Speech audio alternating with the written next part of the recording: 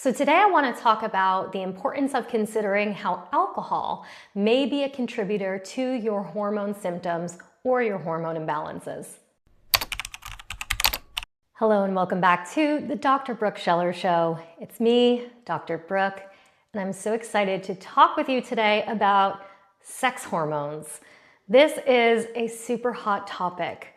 Everything from perimenopause to menopause to new herbs and supplements and things like HRT to help us manage and balance those hormone symptoms. Now, first I want to talk about how hormones are to blame for so much.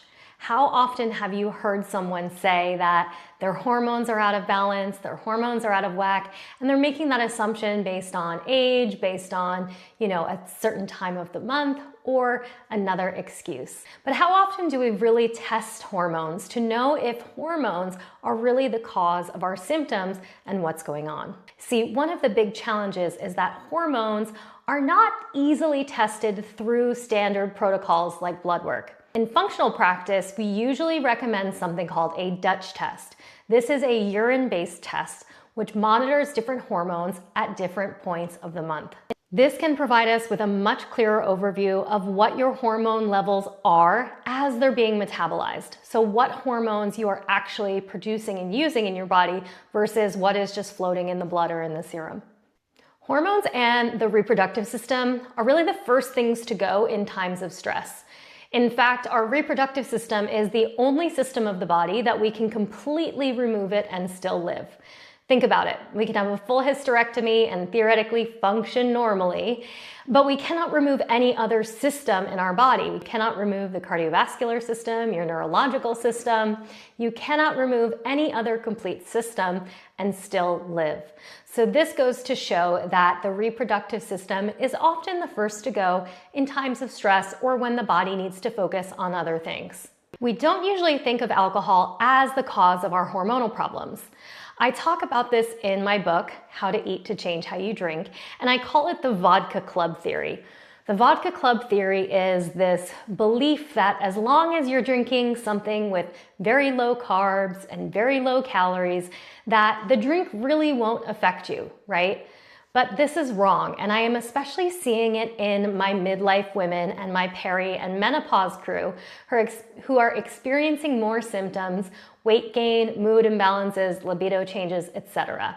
Now, even if you are drinking a lower carb or a lower sugar drink, that's great. However, ethanol, the actual molecule of alcohol, is what is contributing to these changes in the hormone system.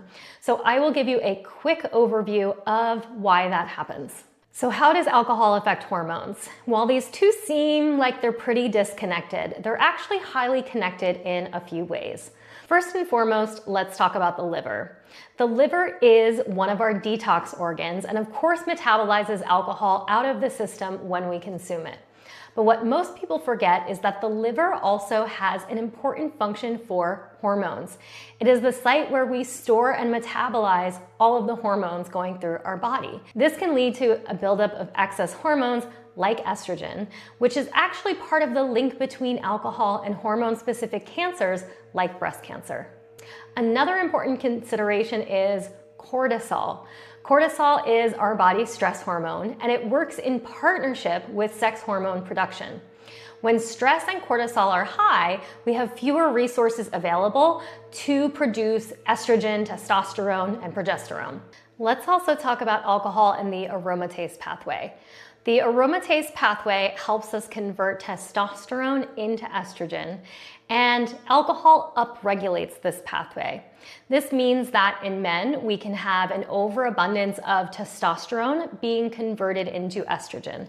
This can cause the development of body changes like breast tissue development, that classic beer belly.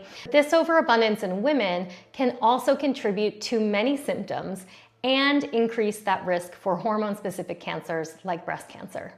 So while so many wellness influencers and experts in the space are telling you that you need to worry about your personal products and the toxins found in your personal products, I'm suggesting that we cannot be overlooking this important toxin, alcohol. If you are interested in balancing your hormones, supporting getting your body on track, if you're fighting perimenopause or menopausal symptoms, this is a really big consideration. You want to think about alcohol, how it's playing a role in your life, and how it might be contributing to your symptoms.